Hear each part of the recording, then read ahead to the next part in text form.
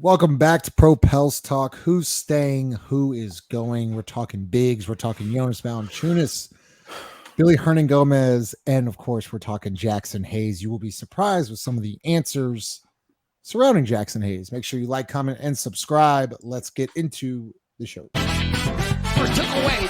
Dance with this. Get your money's worth out.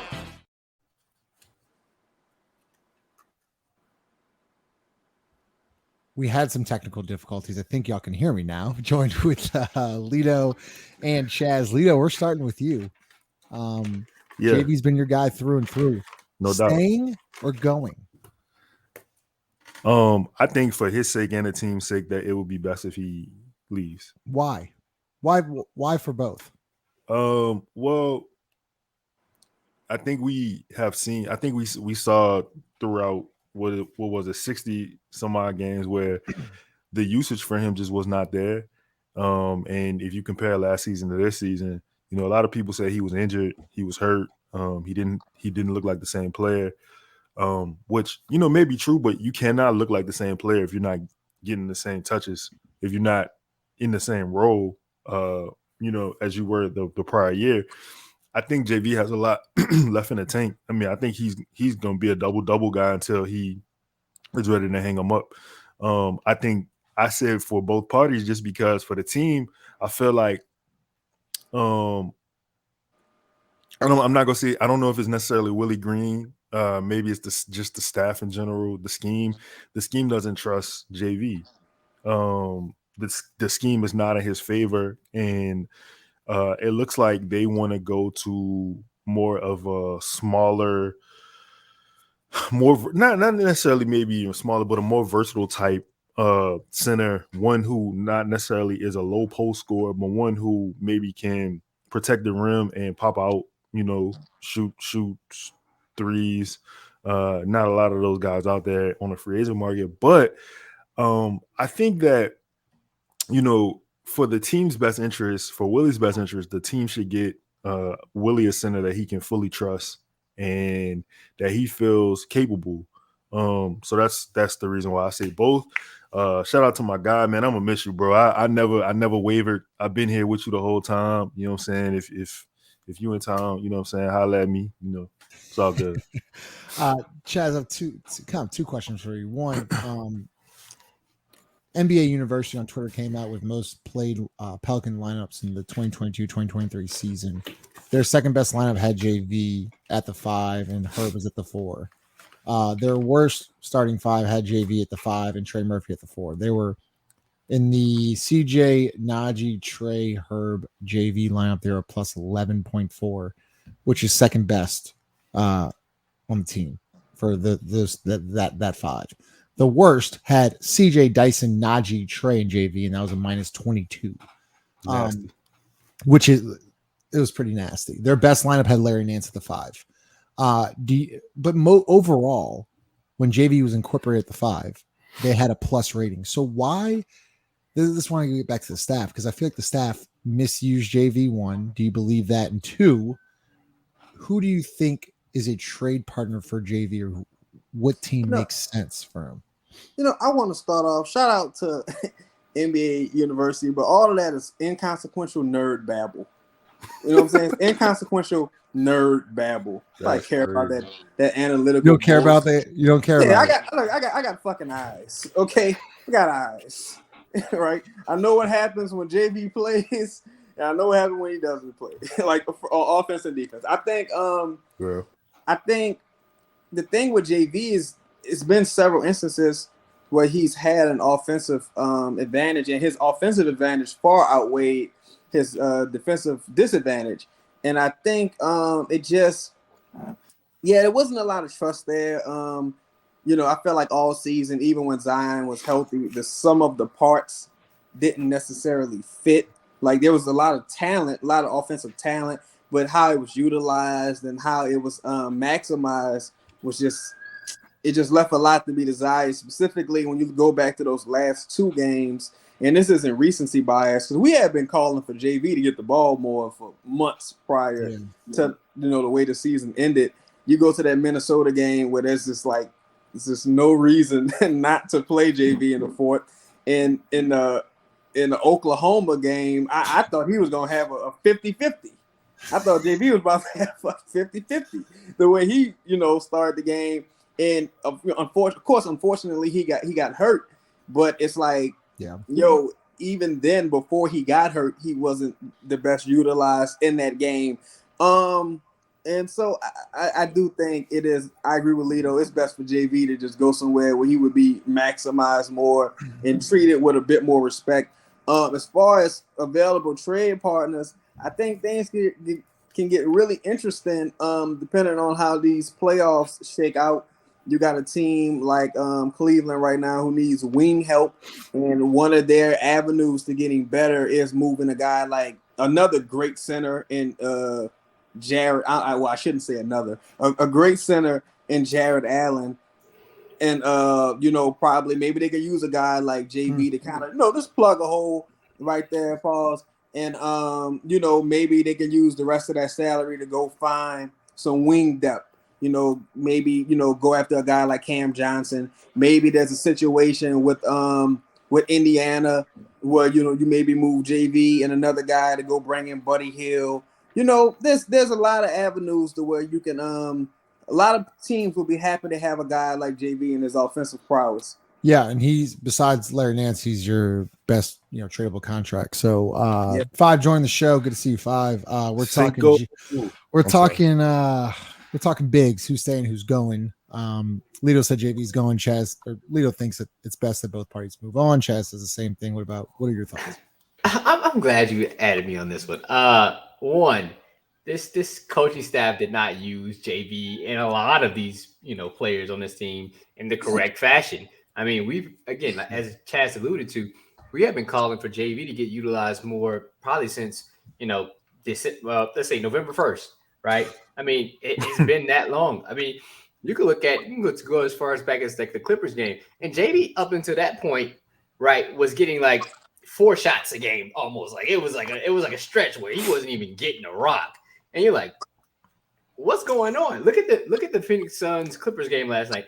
They were giving the ball to Zubac because he had a clear advantage down low. And Ty Lue had no other options.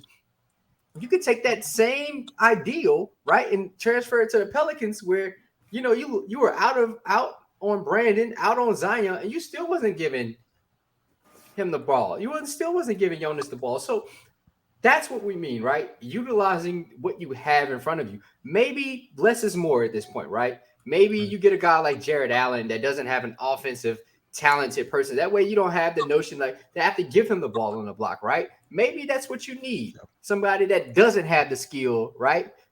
But if I was a coach, I'd want as much skill as possible, right? Because I would have everything available. But some people, they don't want those roads. They just want one direction. Especially with how injury prone this team is, you think having a viable offensive option like JV, you would utilize them, but we never saw that. When we did see it, Justin, for a team that lacks rebounding, right? A guy that could have averaged 20 and 15, could have easily averaged 20 and 15 on a team that didn't rebound the ball well, especially late in games. You wouldn't even have him on the court. That's a problem, and that's why I say the process is broken. Speaking of the process is broken, a guy that was drafted 4 years ago is coming up on a huge offseason. We posted a question the other day. Should the Pelicans re-sign Jaxson Hayes? Lito, I'll start with you. A lot of people are saying, no, fuck no, bum, bust, whatever you want to say. Not his fault. Go ahead, Justin. And I completely agree because I like this 5. Because when he was drafted, we didn't draft him because of the position. We drafted him because of a project, right? We thought that he could become something. Yeah. And since Jaxson Hayes arrived, right? I remember during the pandemic, he was working on his 3-ball and the corner threes and the top of the key and pick and pop and so on and so forth. He never really developed anything. He never really got good at anything, right? He was a weak rebounder. He was a weak screener, and you're still kind of seeing that. But the athleticism jumps off like you see his athleticism. You're like, this guy can be something. So, Lito, I pose you the question, should they re-sign him? Because if they do, they still have an interesting project on their hands. Can they actually develop him is the question. I think we have 4 years of data I don't know. I mean, to answer your question, so let me preface this with this is a lot of the development is not his fault. The undevelopment is not his fault. You went into year 4, which was possibly going to be hold on, let me ask you a question. They're going to resign him. Yes. He's going to be a Pelican. Yes. But you're going into that season with the same questions you had when he was a rookie. That's my problem. Now, are those solely on him? No, not solely on him. They I mean, we don't have a record of great player development. You know, I don't know if you can not necessarily name 3 players that we have developed. Would you say Trey and Herb? I guess you could say. I mean, I you know what? If I'm gonna give them grief, I guess I got to give them a little credit. But I think that is a lot of individual growth on their parts. I think it's a lot of individual growth, especially when you see, you know, Trey looks like he was with CJ the prior summer. He was at Chris Brickley. He was hooping with Reggie Miller. He was doing the individual work. Every Instagram basketball video I looked at, I saw Trey Murphy. Yeah. So I was just saying we blame the staff a lot. So you never really see Jaxson Hayes doing that. But Jaxson Hayes did play in that league last year. Someone help me with the name of it. He played with was it Drew League? Yeah, he played in Najee. Was it the Drew League? He played he played in Jersey with Najee at his other league. Can I jump in here, Lito? Yeah. It's not the P&D guys. I think they do an amazing job. From what I see from like game to game of individual talent based on those guys getting better.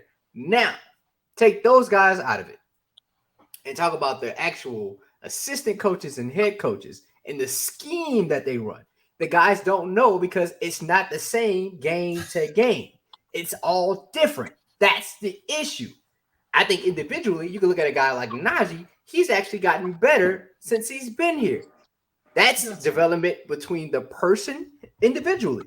Now, his role has always changed. This guy has been a starter, a role player, a bench player, like DNPs, and then back. And he's had to adjust to that. Imagine if that guy got the same amount of minutes every night and was able to grow in that. He hasn't had that opportunity. You know, like it goes up and down. That's just like a guy like Jaxson. He plays for a great stretch, and then you bench him for 20 games, and then he kind of has to come back and boom in. Like that's hard to do with any profession. Anything you that's do. It's just like sitting Kyra out for 4 weeks and throwing him into a playoff game. Like that's very difficult. That's not an advantageous position to be in if you're a guy like Kyra Lewis. That's a good point. Go ahead. I was just gonna say, I think the conundrum with him is like this is no disrespect to Zion at all. But if I'm looking at Jaxson, I think Jaxson is the most athletic player on the team. Like I think yeah. I think you're looking at a dude who could probably run a 4.3 and a 40. He probably got a 47, 48 in his vertical. And he's special, right? He's special. I've seen him do things that you shouldn't be able to do, but it's putting it all together consistently. It's just the consistency with him, right? And I completely agree with what both of y'all said, because what I couldn't understand, Chaz, get you in here, is because you talk about JV's defensive deficiencies. You talk about Larry Nance being undersized.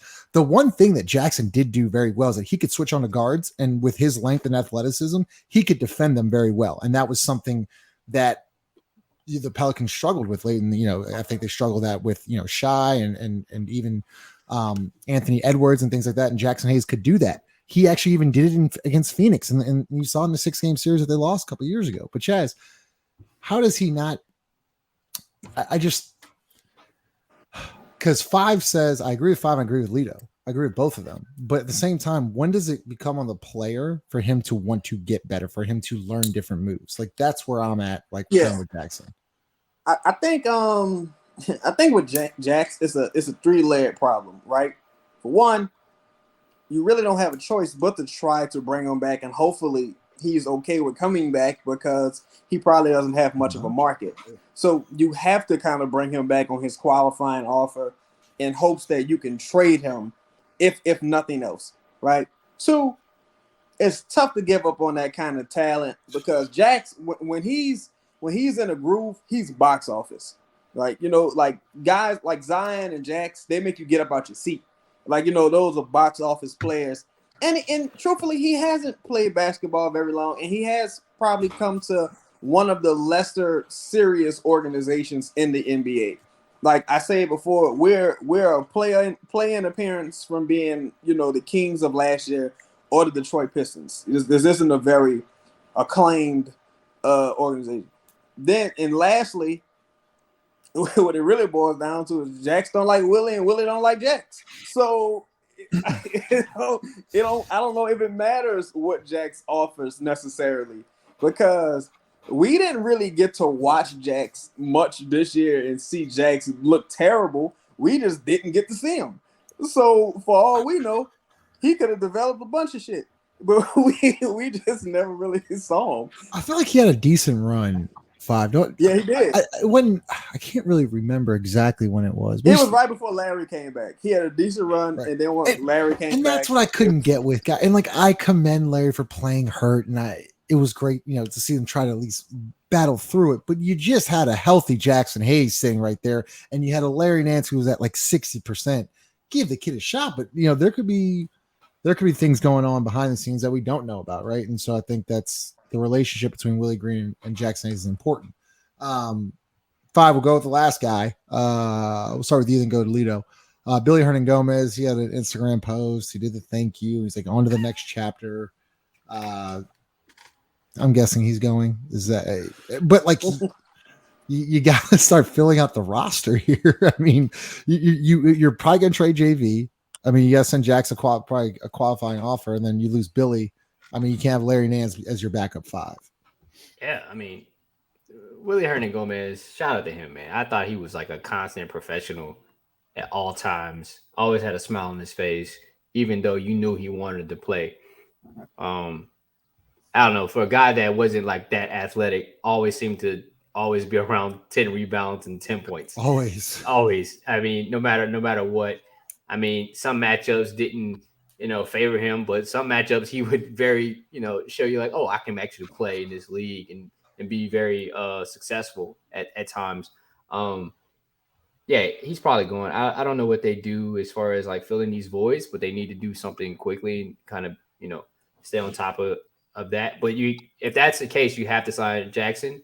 But right, you have to. And to be honest, Jackson's problems aren't necessarily, I would say like 30% are on him, but the 70% is really on the organization and the coaches, because like the ideal, like if you look at this Pelicans team, like the ideal of it, they're not a great rebounding team. Like nobody goes, they try to leak out so much that you leave opportunities for offensive rebounds for other teams to get second chance points.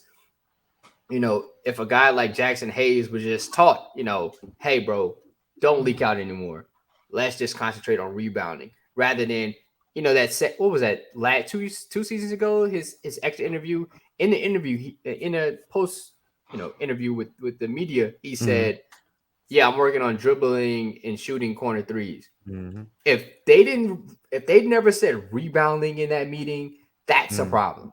Like that just lets me know, like rebounding and screening, like that lets me know, like, yeah, you weren't trying to teach him exactly what he needed to do to get on the court, rather than those, ideals of corner threes. Like that guy wasn't going to be a 40% 3-point shooter. No. At no point, he needed to learn how to screen first, because he probably, his efficiency of getting a offensive call was like at a high rate. He got offensive moving picks all the time. Him and JV, to be honest.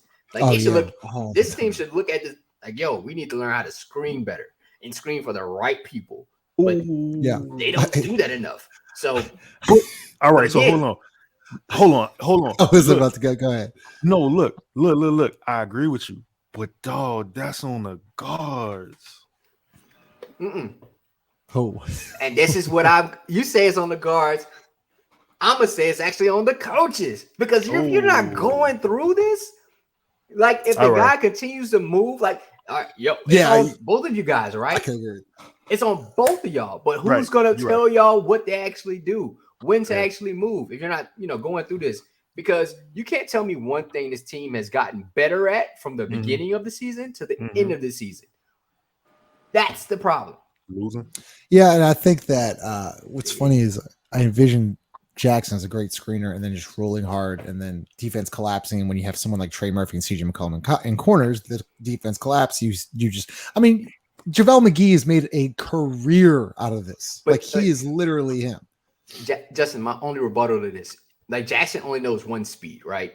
Mm-hmm. He doesn't even set a screen anymore. But you learn that with playing, like, and he gets no playing time. At least if you're not going to play him, send him to G League. That's another thing I have a huge problem with. Like they killed Kyra Lewis. He's coming back from a torn ACL, and he gets a little bit of run in NBA. Like, and then you just sit him, and he rots away on the bench for no good reason. It's kind of the same thing with Dyson Daniels. Dyson Daniels comes from a month-long injury, and he gets no G League time. Like it's just as you said, the process is broken. It just is. Sorry, Lito. Go ahead. We were on the topic of Billy Hernangomez. Is there? Do you have anything really to say about Billy Hernangomez? I think I don't. With Billy says a lot of shit before it's confirmed. I don't even know if Billy's actually got the approval to say he's out of here. Like, look, bro, he didn't even show up at media day. Like he was already gone. Oh, he didn't show up to the. Yeah, I think he's in Spain. I think. Yeah, he was already gone. So that's good because he should stay there probably. Yeah, probably. Yeah, but I think with Billy's salary again, while this team having such a bad salary cap situation, and Billy having an option, if I was them, I would pick up Billy's option and trade him like this offseason. I would be like, oh, you can't just walk out the door with my $2 million, brother. You gotta let me see if I can send you somewhere first. Right. And then if it don't work out, then you're out of here. But I would try to get every penny I could get out of trading him. As far as Jax, man, I think Jax's issue is Jax was just too talented coming here. And what I mean when I say that is when you see like this raw, like unpolished guy, you're like, oh, I could turn him into this. I could turn him into that. And it's like, you're not going to teach him any type of fundamentals. Like, you're not going to give him a foundation he can rely upon.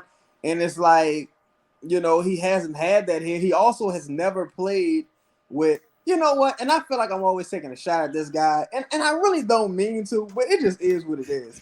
The best guard Jaxson Hayes ever played with was Drew Holiday. And Drew Holiday was some shit when he was here. Like, Drew Holiday was not like an incredible like passing guard. So I just know if Jaxson Hayes played with like fucking Ish Schmidt, Jaxson Hayes had like 5 lives a game. He would get like blocked. Him and Jose were good together. The true point guard. Yeah, they were pretty solid together. Like, but Jose, Jose's not like an amazing passer. He's like, he's solid. But I'm talking about like a dude who could pass the ball, bro. Like Rubio and Jaxson Hayes would be crazy. Dog, listen.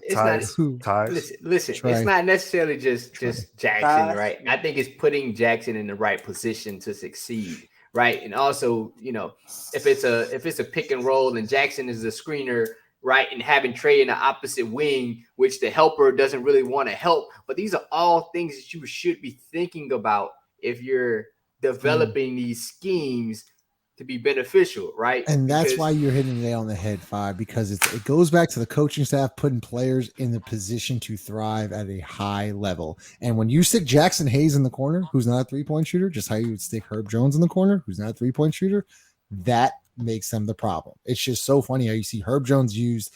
He's initiating the offense. He's in the action. He all of a sudden has an incredible 2-month stretch. Yeah. He was starting games. Like he was starting playoff games for the Pelicans literally a year ago. And being effective. And this is what I mean. Can I go on this tangent real quick? This is what I mean by like this. They haven't gotten better. If you think this season was successful, you're fooling yourself. 42 wins is not a successful season when there wasn't even a 60-win team this season. So there was more wins to go around. People, think about it. There's more wins to go around. So, of course, 42 wins in this season is probably like 30 wins last year, to be honest. To be brutally honest, like this team was not good consistently. No matter how you cut it, no matter how many stats you pull out your ass, it don't matter. This team was not good. You can't sit up there and Willie Green did a great job because people were out. Well, fuck, they were out last year too. They just weren't good from last year to this year. Keep going. No matter how you cut it, shut that shit up. Yeah. Think about it. And to be honest, you say that shit on Twitter, I will fuck you up in person. Hey, a little heavy, but okay. That's fair. That's fair. That was epic, Five. Presented by the Company Burger, located 4600 Red Street. To get better, Lito, who do we need to bring in? Let's focus on centers. What kind of beer you drinking there? Man, that was for sure. Yeah, Lala go kill you. Yeah. That was man, that bum ass space dust. My wife liked that shit trash, but it's all I had in the fridge, so it is what it is, man. I'm sorry. Wow, what was the question? Five's right with it. That's got to go. Pro Pels talk like Hall of Fame. That was impressive. Like that. I told you. Who were we had the target energy when he came on? I said I like this Five. Yeah. Oh yeah. Who do you need to? You target talk about Nasri, Christian Wood. Is Christian Wood an actual target? No, I can't. I not gonna be able to do it. I got some targets if y'all got some time. You got the memo pack. I got it. I put a little bit of work together if y'all got some, you know what I'm saying? But if you got a second, if I can have the floor. What you got picked up? You know what I'm saying? All right. So look, I'm gonna tell y'all this. I'm gonna just start with this. The Miles Turner trade is probably the inevitable. Is probably the thing that's gonna happen. Should it happen? Now, Buddy Hield can come with it. Yes, it should. However, I got 5 people on the list that I think the Pelicans should. If we serious about this shit, right? If we really serious about it, the top big man free agent to me. This guy is like the cream of the crop, right? He's when you talk about an elite stretch 5, an interior defender, a guy who switches can multi-time all-star, could score on the block if you let him, but he playing with a dude that's a multi-time MVP. Yo, Brook Lopez right there, dog. Brook Lopez is right fucking there. We talking 16 points a game, 38% from 3. 2.5 blocks a game. Almost defensive. Is he a free agent? Yeah. Yeah. You'll be able to pry him away from Giannis and them. That's a tough one. Hey, listen, I'm just saying. So let's keep going, right? That's the perfect fit for around Zion, though. Bro, it would be rim protection too. Rim protection too. 2.5 blocks a game. And I think I forgot the stat, but like he's turning away he might not actually block the shot, but the intimidation factor that he has at the rim is crazy, right? Jakob Poeltl. Now he didn't get extended in Toronto. I thought he got extended. I thought he got the bag. Oh, okay. I'm sorry. But it wouldn't be till like mid-season, so they can trade him, right? I'm sorry. Okay. All right. Well, I was just gonna say the only thing with Jakob for me is he kind of give you the same problem. He's a good defender at the rim, not a good defender, but he's a decent defender at the rim. He's a decent interior defender, right? But he gives you the same issues with JV as far as like pick and roll with smaller guards. Hell, he gave us issues. No, he had the issues. He's under. They had his bird rights, right? He's got 1 year, yeah. So yeah, I was about to say, okay. Why did I think that? Actually, he's an unrestricted free agent. I was about to. Okay, I thought. Okay. You win. All right. Okay, cool. Well, let me talk my shit about him then. Good interior defender, right? You're looking at 12 points, 9 rebounds, a block, and a steal a game. Hold on. But this is the thing. He was 13th in the NBA in steals. Solid, what? Right? 13th in the NBA in steals. Jakob Poeltl was 13th in the NBA in steals.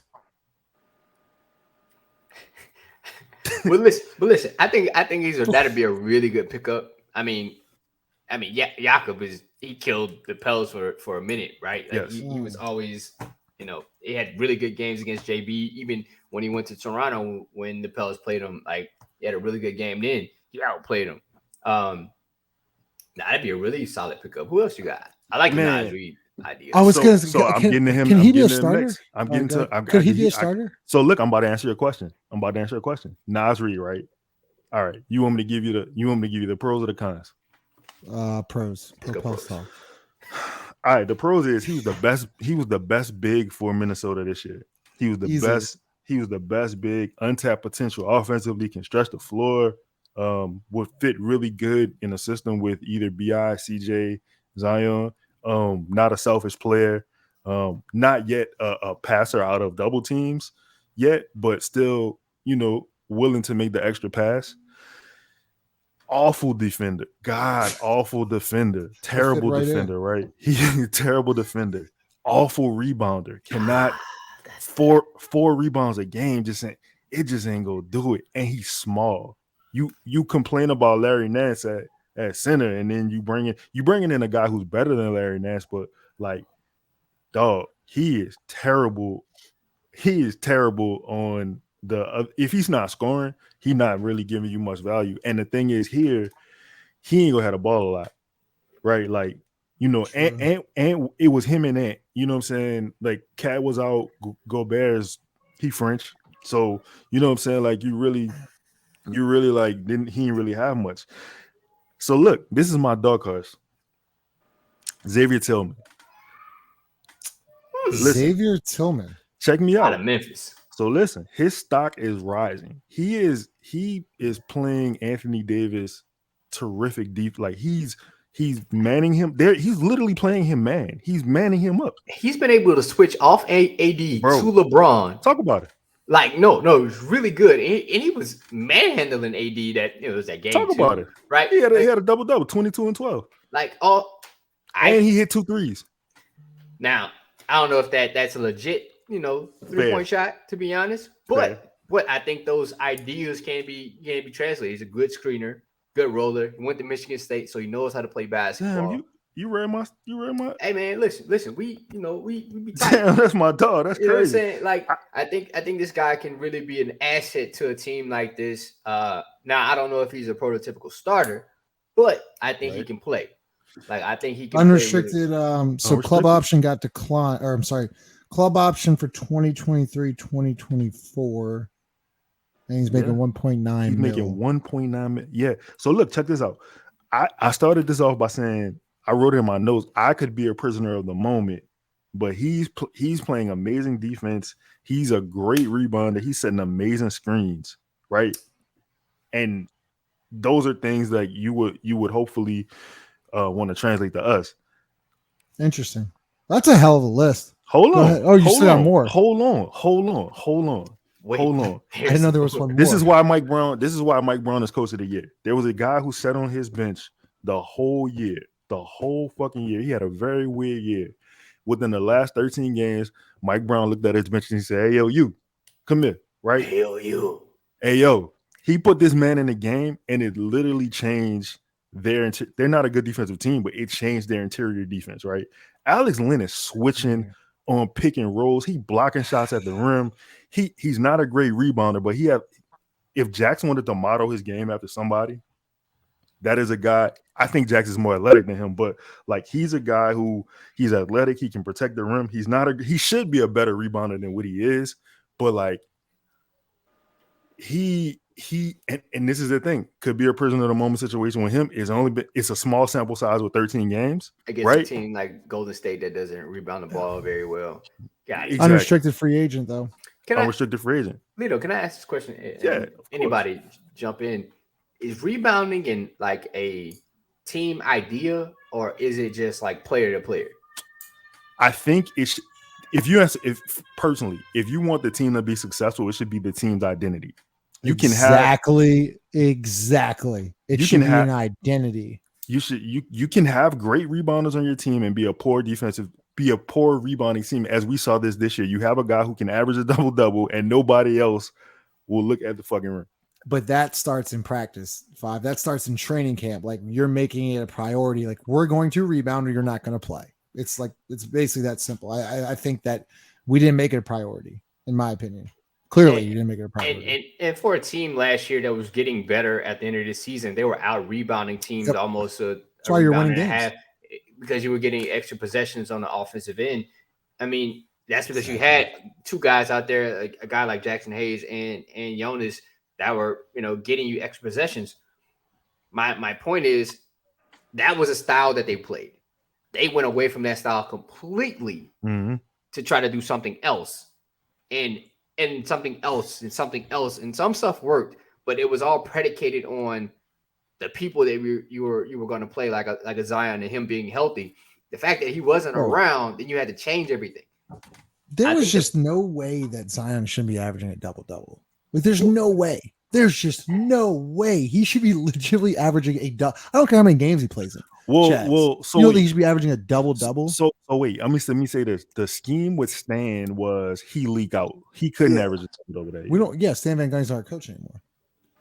But all the guys, I mean, but we don't really have a coach like that. That's Jesus Christ. So everything is like the movie Sunset Park. Like, this dude you did last year. Like, what a great movie. And that's why I find a hard time comparing this team to last year, because they don't even play the exact same way. They don't even do the similar things that they did that were successful. You look at that team like Golden State, no matter who's in the effing lineup, they play the exact same way. You look at a team like Memphis, they do it like the fact that they shooting threes and they're bricking, that's just because they missing. Bro, they doing exactly what they did throughout the whole season. Like, yo, I had to laugh because Five just went on a huge cursing tangent and then just dropped the effing. I just at this point, just be who you are. Just let it go. Right. Yo. You know what the Pels need? You know what the Pels need? Like, he's not a starting center, but dog, Kevon Looney right there. Looney ain't gonna leave. No way. He right there. Way. He's so perfect for that team. Go ahead, Chaz. Man, you know what I would do, honestly? I think I would move totally away from high-priced centers, right? I would go $6 million or less. I would go get Thomas Bryant. I would go get Dwight Howard. I would go get Thomas Bryant, me too. I would get a bunch of journeyman professional bigs. And the reason why I say that is because you're starting 5 next year. You're probably not even going to have a real center on the floor, because if your wings ever figure out how to rebound, you're going to be closing with Trey or Herb at the 5 probably. Right. So, but that's the thing, though. My bad, Chaz. They can't. That's the thing. They can't rebound. So but it's not them not rebounding. It's them putting him in position to rebound. Yes. Telling them like, yo, you should be rebounding. Yeah. Like how many times did you see Trey Murphy or Herb Jones and no shit, like they're just watch. They're just like CJ McCollum was the worst. By the way, CJ McCollum the worst. Like Trey Murphy was like top 3 in transitional points, right? Yeah. That means he knew he had to get out because he wasn't getting the ball. But that's also the not when say benefactor, but the result of them not giving him the ball in the offense. Oh my God. Like, I still can't. Oh my God! It's all predicated on that because you're not running the offense based on your needs and the people that you have. And I think Lito said it best. I forget when you said it, Lito, but you're like, I remember one day or one game where we're like, man, JV looked out of it, and it was like, of course he looked out of it. He didn't get the fucking ball. Like, yeah, I would be out of it too if you didn't reward me. I'm busting my ass. I'm fucking doing all the dirty work. I'm boxing out. I'm setting good screens, and you ain't gonna give me the ball in the post. I ain't gonna do all the dirty work. I mean that. And that's what you saw over and over again. Then you saw it with Trey, 5. You saw it with Trey, like him not getting his shot. So I'm going to start forcing. I'm going to start pulling up in transition. I'm going to start doing all this stuff. That's the problem. That was necessary for him, though. That was actually necessary for him. That was totally necessary. I don't blame Trey for it. I don't. Like, I got to get out in transition just to get the rock. And if I touch it, I got to pull. Because if I don't pull, I'm not getting it back. That's not a good identity to have. Go ahead, Sean. I just think collectively, like with the guys, even with the guys who do like score, it's just like it's so many like they're big games, bro. And it's like, yo, no one's boxing out, no one's trying. Like it's just everyone's getting overpowered. It's just, and even like with Zion, the thing with Zion is Zion has a great second jump. Zion could probably get 20 offensive rebounds, but defensively. Like, you know, if it has to be a team philosophy that we're all going to box out, no one's going to, maybe 1 or 2 people are going to leak, but, you know, we're going to focus on crashing the boards. And that's another reason why I'm like, y'all don't do this good anyway, so you might as well lean into your strengths and just go all offense. Let me just say this one. When Chad said get a small dollar center, you know what I'm saying, just to play, I totally understand what you're saying. I feel you, because to me, like if you want to go full villain, right? You want to go full villain? Full Dylan Brooks. A-Dog, Grant Williams right there, small ball 5. You know what I'm saying? Ooh. Let A-Dog. I'm just saying, like, you gotta like, what's stopping Grant Williams from being Draymond Green? I would just. I mean, like, obviously really, he ain't the defender he is, but I'm just saying, right. like, the switchability of him. I didn't think about Grant Williams, but he wants to get paid. There's only a couple of guys in the league who are like big, like traditional centers, and you can't guard Joel and Jokic anyway. Nothing you could do. So you know what I'm saying? So That's my favorite part. Everyone was like, I feel like we've mentioned, like, hey, let's just throw Herbert the 5. Who's gonna guard Embiid? No one can guard Embiid. Yeah, no one can guard Jokic. Anyway. No one's guarding these people. Look, even with like guards who get downhill, like no one's gonna stop De'Aaron Fox. No one's gonna stop John Morant. Like no one's gonna stop Zion except for himself. But Zion got to get on them built bars. I know a guy, but yeah. So no one's gonna stop him. So it's like, don't worry. Like you gotta at a certain point, it's time to advance with the game. Like Yeah. you know what I'm saying? Yeah. You gotta start advancing with the way the game is being played now and where the game. Look, Rudy Gobert, 2-3 years ago, probably one of the best defensive players the game has seen. Now he's hardly even playable, and he's making $50 million a year. It's crazy. That's crazy. We got to wrap it up. Grant Williams shot 39% from 3. Yeah, he can shoot. Like, yeah, he. 5. I want to hear your thoughts. We got to close up. Like, you got a minute to answer this question. Why does Josh Hart average 7.8 rebounds this year? Because he went why is Zion Williamson average 7? Miss me with the second part. Because he went to effing Villanova and he know how to play basketball. Josh Hart says, I'm going to get the rebounds that actually matter. You heard that, Mitchell Robinson, huh? Yeah, you heard like, that. You get all the game, like the ones that matter, the ones that's going to win us games, I'm going to get those. I'm going to get those that, the people remember. Add Mitchell Robinson to that list, too. Who? Mitchell, yeah. Add Mitchell Robinson to that list, too, because he changed that whole series for them defensively. Is he a free agent? I don't think so. I think he said his extension not too long ago. Yeah, I don't think he's a free agent. He would be. But the way he neutralized both of those bigs, he took them off the glass. Like look how slow the game is being played. Look at outside the Clippers and stuff. Like, look how slow the game is being played. The refs are letting cats play. It's been decent, really decent basketball, high IQ basketball at times. Yeah. Good show. Presented by Company Burger, located at 4600 for Red Street. Make sure you like, comment, subscribe. We will see y'all on Sunday night. Yeah. See y'all later. Peace.